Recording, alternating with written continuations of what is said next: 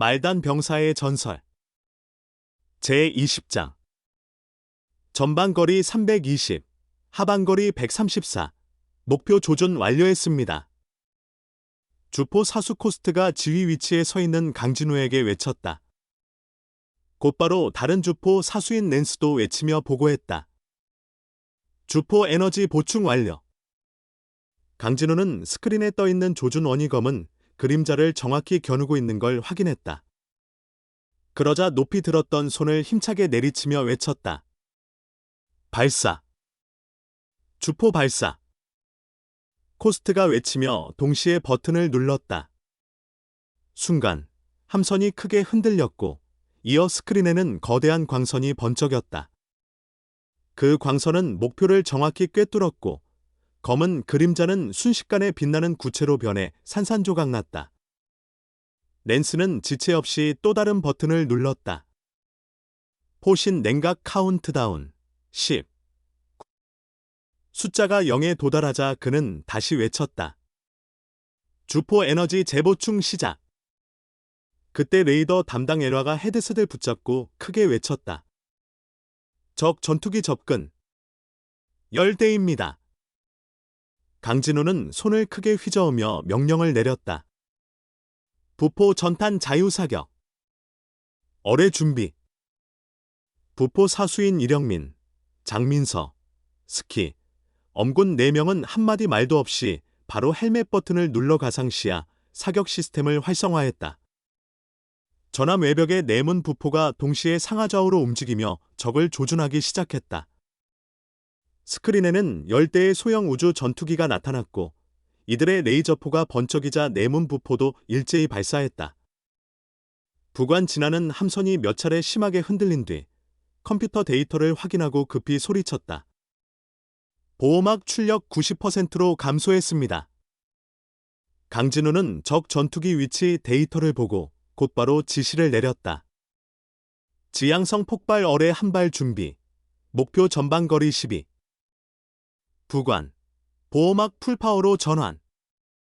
어뢰 사수 류시오는 잠시 망설였지만 재빨리 버튼을 누르며 답했다. 이해했습니다. 지향성 폭발 어뢰 한 발. 목표 전방거리 12. 어뢰 세팅 완료. 진아도 거의 동시에 외쳤다. 보호막 100% 복구 완료. 강진우는 다시 외쳤다. 모든 인원 자세 고정. 그리고 난간을 꽉 붙잡은 다음 손을 내리쳤다. 어뢰 발사. 명령과 함께 스크린에 미사일 모양의 물체가 나타났다. 그것은 조금 비행하더니 곧 스스로 폭발해버렸다. 순식간에 스크린을 가득 채운 눈부신 화형. 함선은 거칠게 요동쳤지만 전원이 강진우 명령대로 버텼기에 자리에서 튕겨나가지 않았다. 배가 안정을 찾자마자 진아는 컴퓨터를 살펴본 후 급히 보고했다. 보호막 30%로 하락. 완전 복구까지 30분 필요합니다. 레이더 담당 엘화도 동시에 외쳤다. 적기 전멸 확인. 이 말을 듣고 모든 이들이 저절로 강진우를 돌아봤다. 하지만 강진우는 냉정한 얼굴을 유지한 채 차분하게 명령을 내렸다. 부관, 전 무장에너지 잔량 보고. 진아는 짧게 긴장한 표정을 지으며 컴퓨터를 두드린 후 보고했다. 지향성 폭발 어뢰 한 발, 추적 중성자 어뢰 2발. 부포 에너지 잔량 5, 주포 에너지 잔량 30입니다. 강진우는 스크린의 수치를 잠시 바라본 뒤 곧 명령을 내렸다. 주포 에너지 보충 중단. 낸스는 놀랐지만 즉시 버튼을 눌렀다. 주포 에너지 40% 상태에서 보충 중단 완료. 강진우는 고개를 끄덕이며 다시 지시했다. 모든 주 에너지를 보호막 복구에 집중. 진아는 놀랐지만 바로 작업에 들어갔다. 보호막 정상화까지 10분 소요 예상됩니다. 바로 그때 엘화가 다급하게 소리쳤다. 전방거리 456, 상방거리 834 지점의 적 순양함 한 척, 전함 한 척 발견. 강진우는 단 1초도 망설이지 않고 손을 휘저었다. 철수. 철수. 모두가 놀랐다. 하지만 강진우는 이미 지휘대의 버튼을 눌렀고 스크린에 비춰진 우주의 모습이 사라지며 기지 내부의 화면으로 전환되었다. 모두가 안도의 숨을 쉬며 헬멧을 벗었다. 강진우는 주변에 주차된 자주포 전함들을 바라보며 작게 중얼거렸다. 시시하군. 그는 부관 진화를 향해 손을 휘저으며 말했다. 전투 검토는 내가 맡아. 그렇게 말하곤 답변도 기다리지 않고 함선을 떠났다.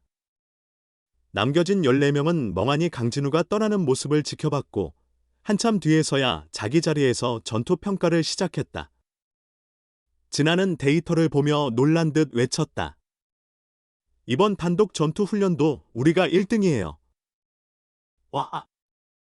모두가 작업을 멈추고 환호했다. 류시오는 웃으며 말했다. 주 화면의 결과 띄워줘. 네, 장교님. 진아는 버튼을 눌러 데이터를 화면에 띄웠다. 전투 기록이 줄지어 나타났다. 이령민이 휘파람을 불며 말했다. 우와, 단독 훈련 내내 1등이라니. 게다가 한 번도 격침당한 적도 없네. 류시오는 웃으며 덧붙였다. 그건 우리 장교님이 상황 이상하면 바로 철수했기 때문이지. 연락 담당 천이선은 콧방귀를 뀌었지만 아무 말 없이 모니터를 바라봤다. 류시오가 웃으며 말했다. 강한 적을 보면 도망, 약한 적은 박살. 전쟁의 기본이야. 죽기 싫으면 싸워야 할 땐 싸우고 빠질 땐 빠지는 거지. 천이선은 마지못해 중얼거렸다. 실전이면 저렇게 빨리 항복할지도 모르지. 류시오는 웃으며 속으로 생각했다. 살아서 꿈을 이루는 게 중요한 시대니까. 이때 진아가 조심스레 말을 꺼냈다. 그런데 여러분도 느끼지 않았어요. 요즘 강진우 장교님 좀 이상하지 않아요? 이령민이 얼른 맞장구 쳤다. 맞아. 예전처럼 이상한 춤도 안 추고 항상 진지해. 진아는 고개를 저었다. 아니, 난 그게 아니라 훈련만 끝나면 어디론가 사라지는 거 말야. 신비롭게 행동해. 천이선은 비웃듯 말했다. 이제야 눈치챘어. 강진우 장교 지금 34연대 놈들이랑 죽이 잘 맞더라고. 뭐? 모두가 놀랐다. 이령민은 화가 나서 벌떡 일어났다. 말도 안 돼. 우리를 모욕했던 놈들이랑 친하게 지낸다고. 가만 못 있어. 류시오가 급히 막아섰다. 진정해. 진정. 이령민은 이를 악물고 소리쳤다. 장교가 부하를 버리고 적하고 친하다니 말이 되냐. 류시오는 웃으며 말했다. 조금만 기다려. 곧 이유를 알게 될 거야. 장교님은 우리를 실망시키지 않을 거야. 천이선은 의심스런 표정으로 물었다. 왜 그렇게 확신해? 류시오는 조용히 설명했다. 강진우 장교는 제대로 배우지도 않고 전투를 완벽하게 지휘했어. 게다가 아까처럼 12거리 내 폭발을 지시할 결단. 아무나 할 수 있는 게 아니야. 레이더 담당 엘와도 끼어들었다. 맞아. 적 위치를 듣자마자 바로 최적 지시를 내렸어. 보통 신참 장교가 그럴 수 있나? 천이선은 입을 삐죽였지만 더는 반박하지 못했다. 진아는 스크린을 조작하며 툴툴댔다. 하지만 연합훈련에서는 별로였잖아. 류시오는 웃으며 대꾸했다. 그건 우리가 아니야. 친구 함선들이 엉망이라서 우리도 피해본 거지. 이령민은 진아를 보며 소리쳤다. 우린 한 번도 격침당한 적 없잖아. 류시오는 가볍게 말했다. 우린 그냥 살아남으면 돼. 천이선은 조용히 물었다. 그래서 강진우 장교님은 우리를 진짜 전장에서 살려줄 수 있을까? 류시오는 환하게 웃으며 답했다. 어쩌면. 나는 장교님을 믿어. 천이선은 투덜거렸다. 요즘은 항복도 미덕이라니까. 그 시각 강진우는 한 팔 가득 샴페인과 오리구이를 들고 기지 복도를 걷다가 재채기를 했다. 쳇, 내 부하놈들이 또 내 험담 하나 보군. 강진우는 코를 찡그리며 중얼거렸다. 하, 나도 춤추고 욕하고 싶은데 참아야지.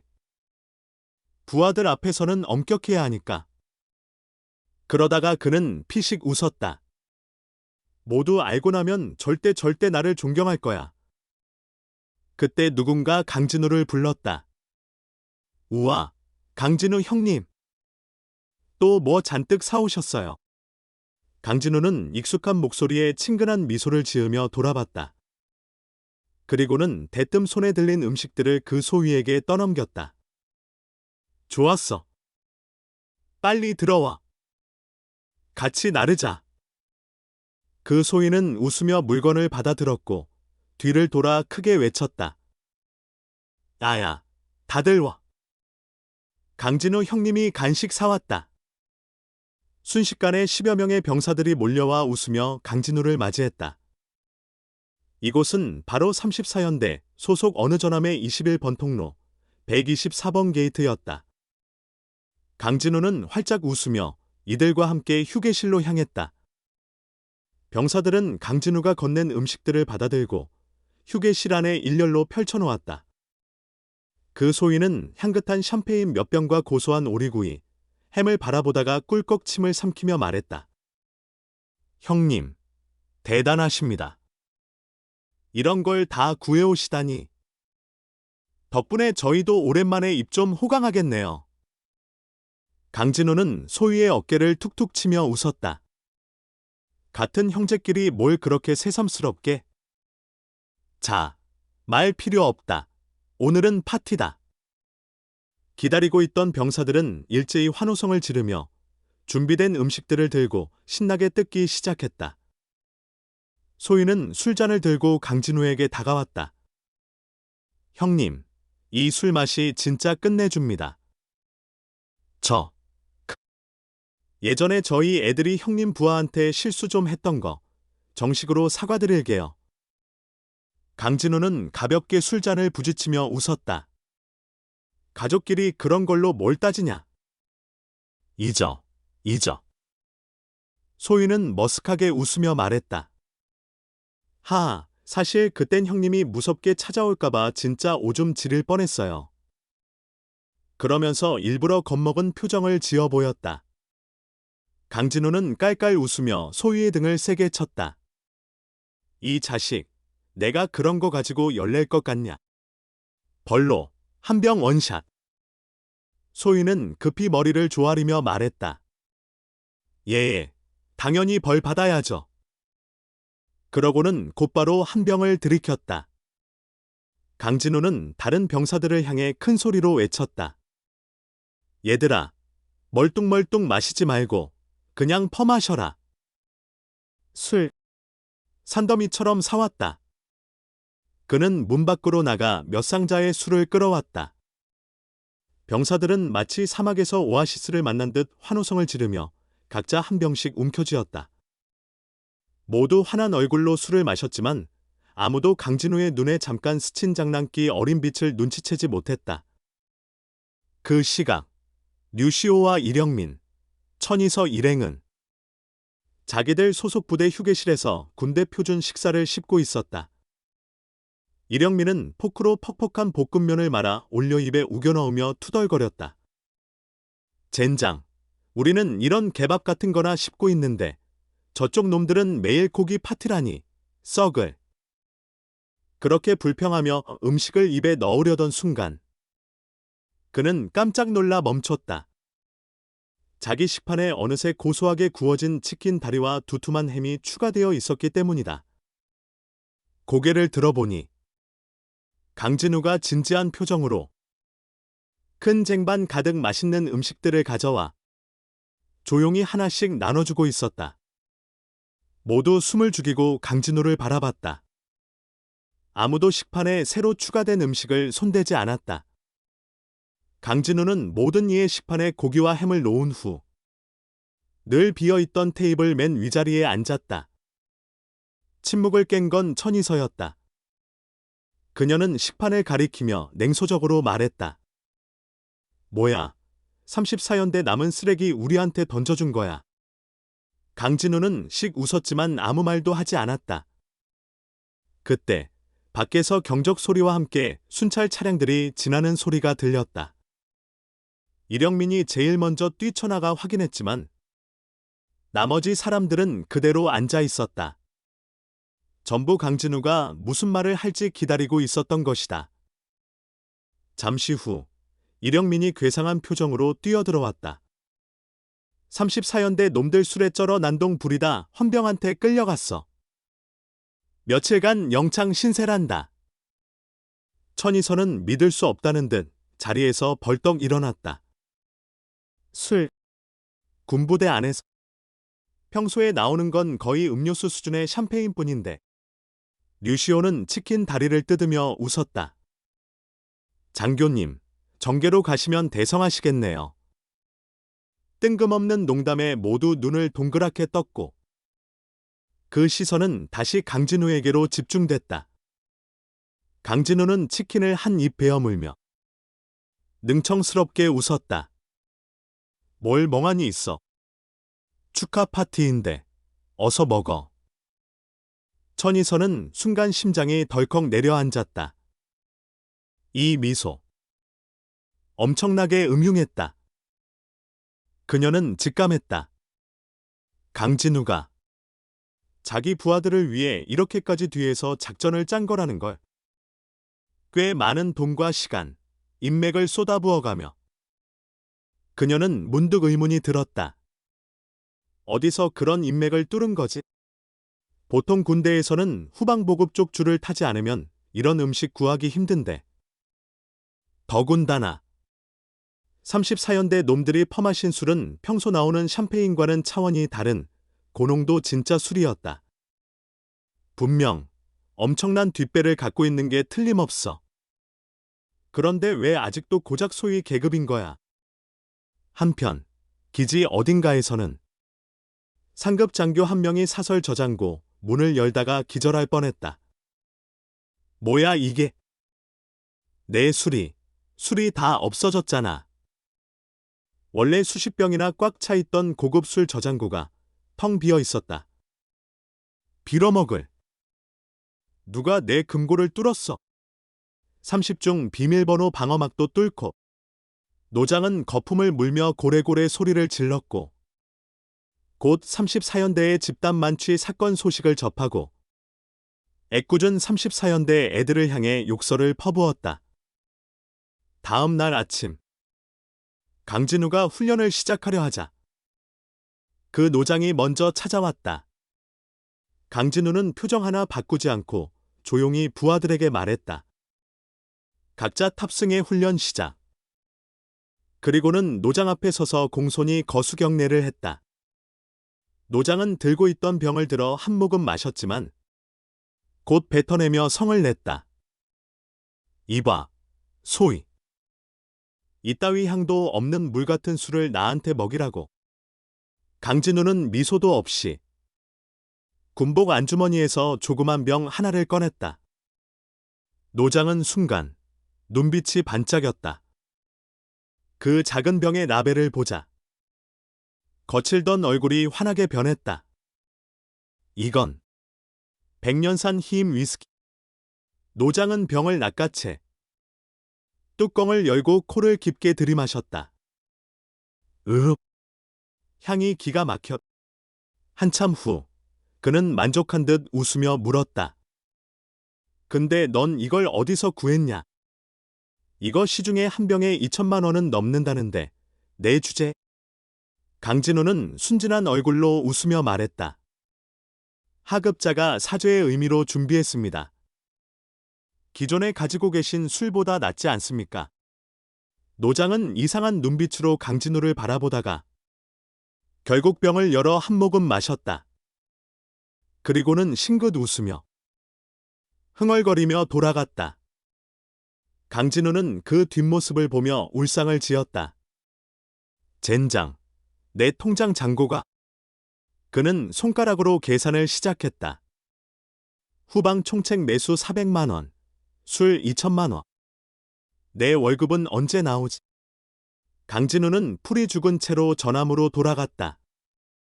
지켜보던 후방 담당자들은 이 기이한 소위를 멍하니 쳐다볼 뿐이었다. 강진우가 전함에 올라가자 곧바로 차가운 표정을 지었다. 시작한다. 명령과 함께 부하들은 곧바로 움직였다. 아무도 강진우에게 질문하지 않았다. 은하연방 수도 특난성 연방 대통령궁.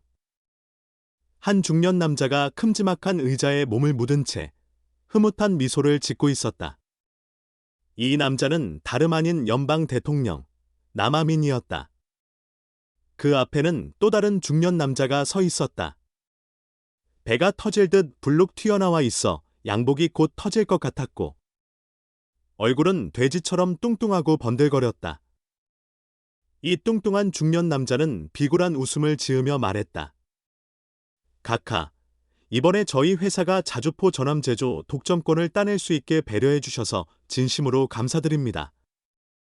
그는 조심스레 양복 안주머니에서 자동차 키 다발을 꺼내 양손으로 공손히 책상 위에 내려놓았다. 여기에 5톤입니다. 남아민은 한쪽 눈만 반쯤 뜨고 키를 흘급봤다. 손은 꿈쩍도 하지 않았다. 여전히 턱을 괴고 웃으며 말했다. 자주포 전함.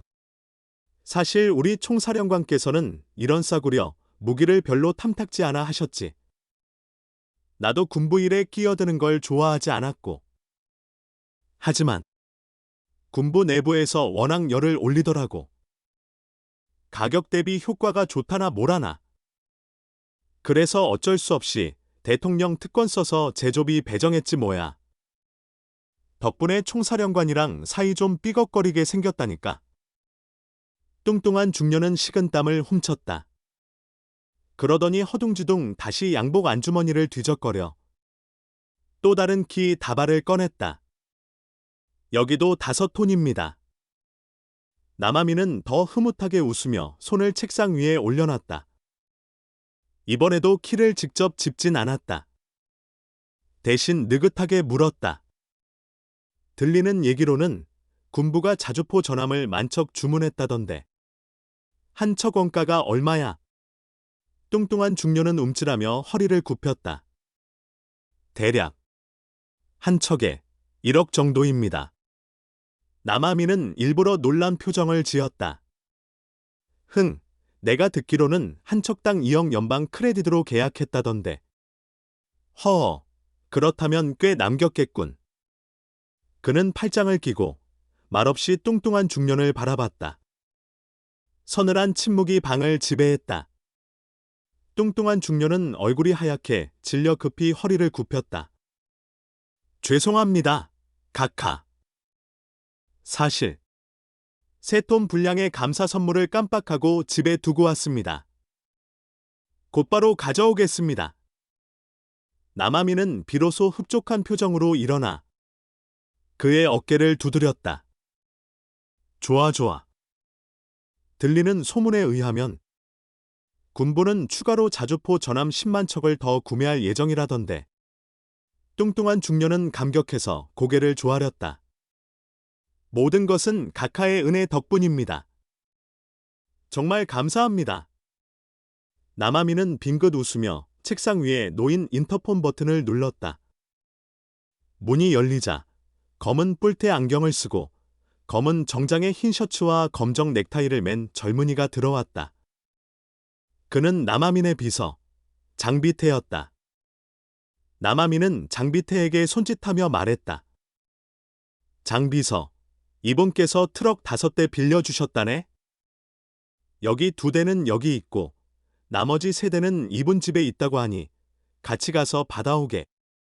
장비태는 고개를 숙여 인사한 후 테이블 위에 놓인 키를 챙겼다. 그리고 뚱뚱한 중년을 향해 조용히 말했다. 가시죠, 선생님.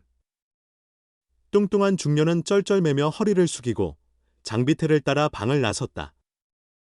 남아미는 남은 자리에 홀로 앉아 담배를 꺼내 물고 불을 붙였다. 그는 깊게 연기를 들이마시며 혼잣말했다. 25톤. 2,500억 연방 크레딧. 딱 선거 광고비만큼이네.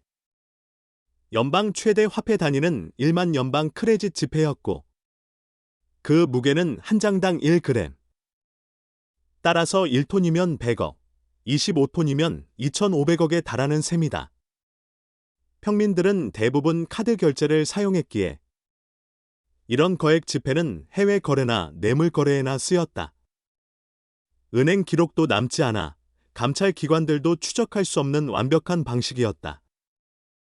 남아미는 천천히 연기를 내뿜으며 중얼거렸다. 대선까지 2달 남았다. 이 자리는 이제 막 되었는데 몇 년은 더 앉아야 하지 않겠어. 그의 웃음 뒤로 담배 연기가 천천히 피어올랐다.